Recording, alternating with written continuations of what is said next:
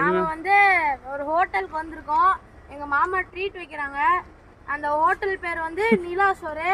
வாங்க அதோட title card காட்டுறேன்.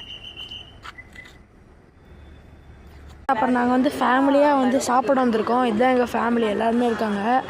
நாங்கள் வந்து இப்போ மான் பார்க்க போகலாம்.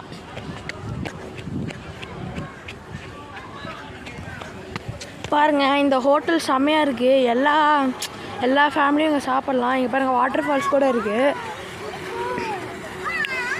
செம்மையாக இருக்குது. எல்லா ஃபேமிலியும் வந்து என்ஜாய் பண்ணுறாங்க. இங்கே மான்லாம் இருக்குது.